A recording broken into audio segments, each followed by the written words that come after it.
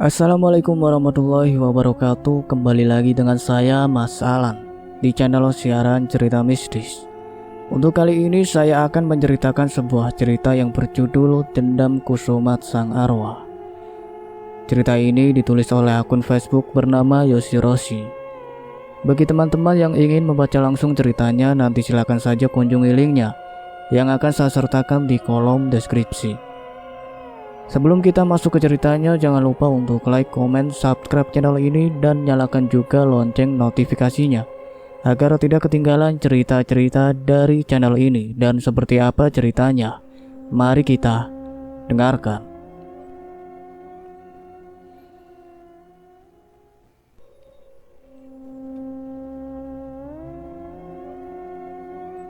Beberapa tahun silam, warga suatu kampung dikejutkan dengan adanya mayat seorang wanita muda yang tergantung di pohon sawit.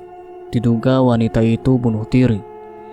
Warga melaporkan kejadian itu kepada pihak yang berwajib untuk dilakukan penyelidikan penyebab kematian wanita muda itu. Setelah polisi datang ke TKP dan membawa mayat untuk diotopsi, wanita muda itu sedang mengandung dan diduga ia dibunuh dan sengaja digantung oleh pelaku di pohon sawit. Setelah selesai dilakukan otopsi, mayat wanita itu dikuburkan dengan layak dan mendoakan arwah wanita ini tenang di alam kuburnya. Singkat cerita, pencarian pelaku pembunuhan wanita akhirnya membuahkan hasil. Dalam seminggu saja polisi sudah menangkap pelaku pembunuhan yang berjumlah 2 orang. Yang satu lelaki dewasa bertubuh sedang dan sebelah kakinya terlihat cacat. Diketahui bahwa lelaki ini adalah pacar dari wanita muda itu. Dan yang satu lagi masih anak remaja yang merupakan teman si pelaku. Dari pengakuannya bahwa ia tega membunuh wanita itu karena sang pacar sedang hamil dan meminta pertanggungjawabannya. Karena sang pacar terus mendesaknya, si pelaku merasa bingung dan kesal. Suatu malam, si pelaku mengajak temannya untuk menjemput pacarnya dengan alasan ingin mengajaknya jalan-jalan. Dengan becak motor yang dikendarainya, si pelaku, teman pelaku, dan pacar pelaku pergi ke suatu tempat yang sangat sepi sekali, jauh dari pemukiman warga. Entah apa yang dipikirkan si pelaku. Pacar pelaku curiga dan terjadi perang mulut antara pelaku dan sang pacar. Karena terlalu kesal, akhirnya pelaku memukul pacarnya hingga tewas. Mayatnya diseret ke dalam kebun sawit dengan dibantu oleh teman pelaku. Setelah merasa aman, tidak ada orang yang melihat, mayat sang pacar diletakkan begitu saja. Kemudian mayatnya diperkosa secara bergantian. Setelah selesai diperkosa, pelaku mengambil tali tambang yang sudah dipersiapkan sebelumnya.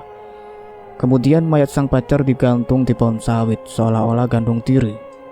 Si pelaku meninggalkan mayat sang pacar yang tergantung di pohon sawit. Pelaku menjalani proses hukum atas perbuatannya.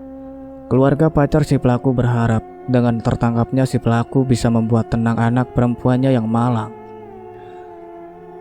20 tahun kemudian setelah pembunuhan, tak jauh dari lokasi pembunuhan itu ada sebuah komplek pensiunan TNI. Dahulu sebelum dibangun komplek tersebut, tempat itu adalah hutan asli yang masih dihuni oleh makhluk astral. Setelah dibangun komplek, makhluk astral masih mendiami tempat itu.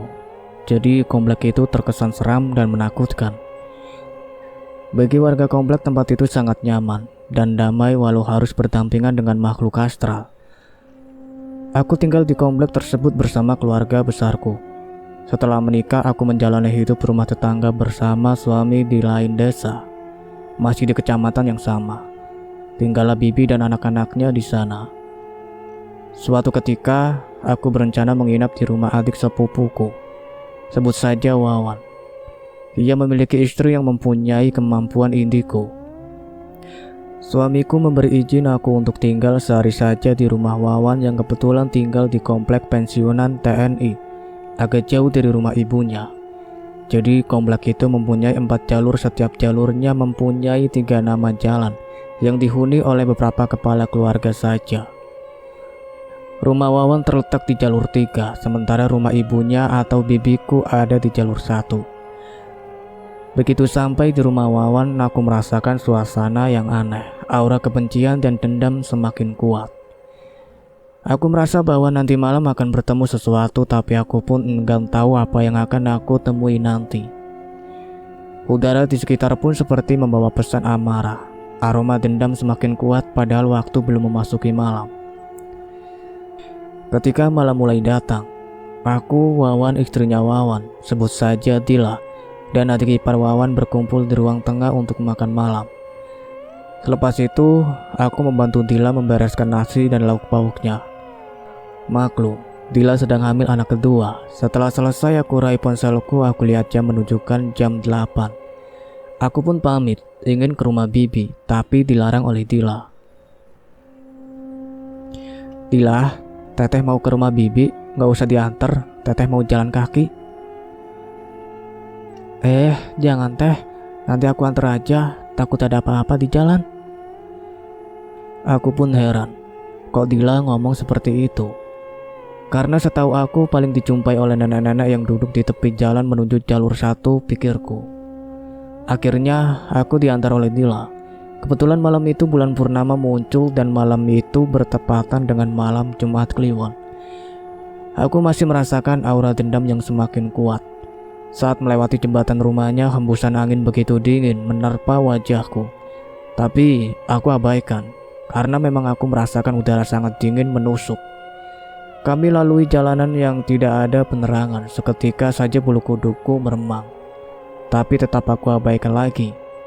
Sesampainya di rumah Bibi, ternyata Bibi sudah tidur. Aku tergoda dengan kucing peliharaan, sebut saja Wela, adik dari Wawan. Ketika sedang bermain dengan kucing, Bibi terbangun. Terlihat kegembiraan di wajahnya karena aku sudah lama tidak mengunjunginya. Kami berbincang lama sekali hingga tidak terasa jam menunjukkan pukul 10 malam. Kami pun pamit pulang. Esok hari aku akan ke rumah ini lagi. Aku keluar dari rumah merasa akan bertemu sesuatu.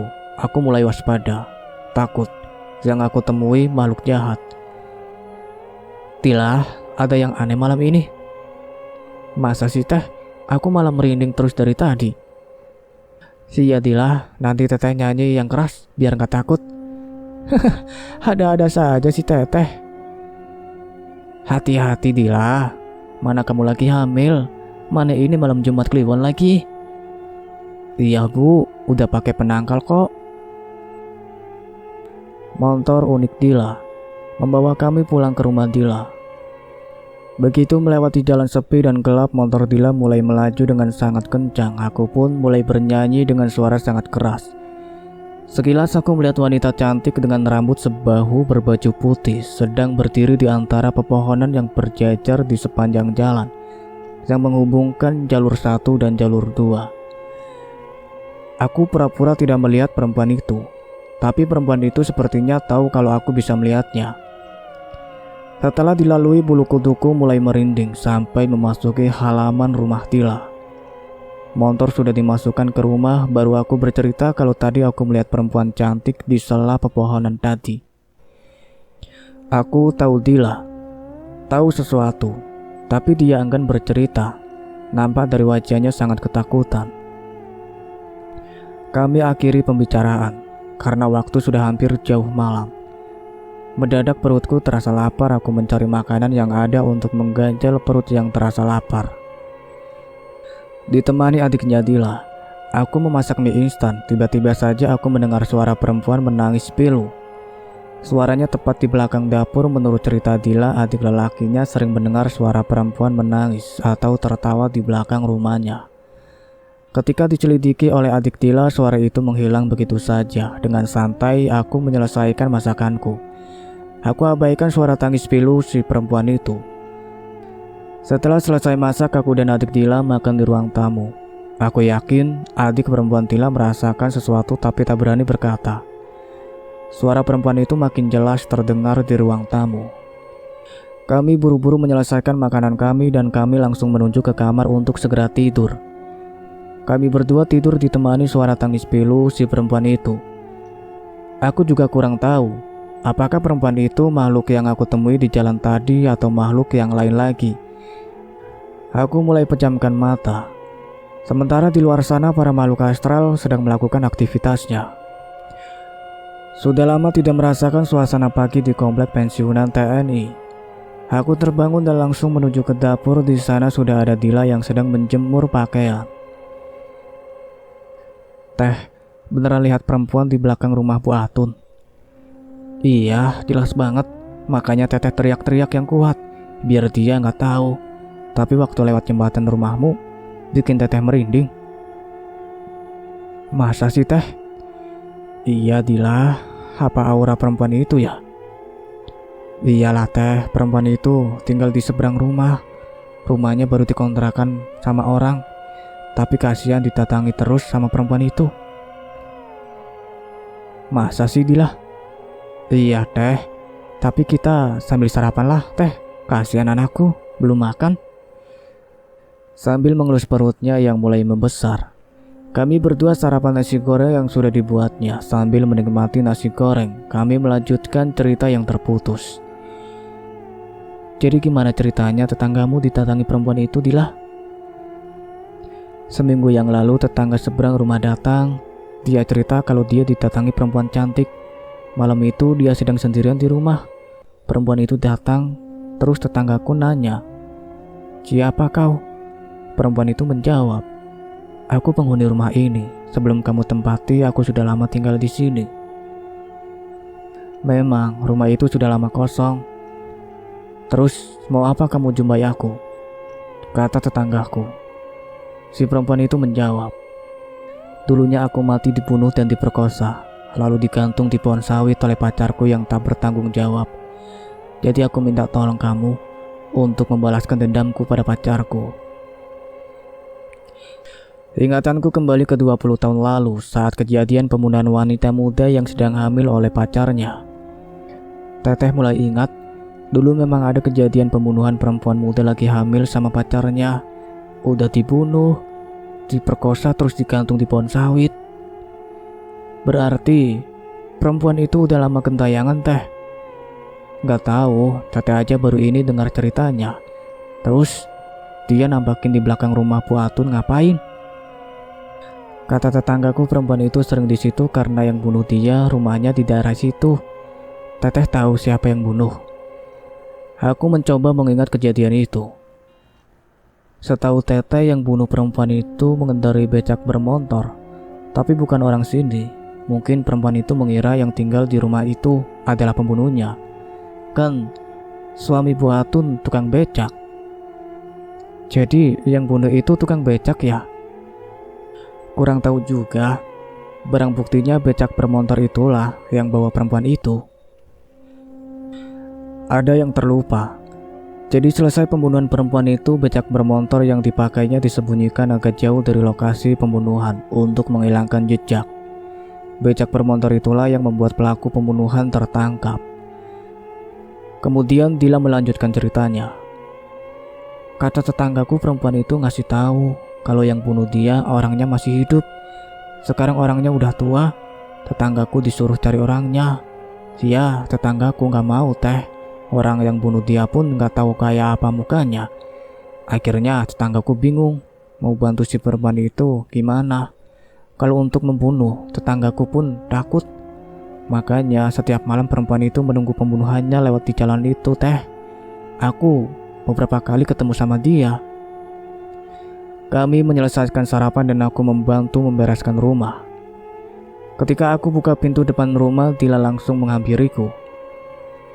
"Itu rumah yang ditempati arwah perempuan yang dibunuh teh."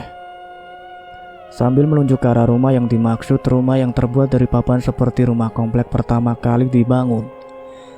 Terlihat ruang dapur dan kamar mandi terpisah dari rumah.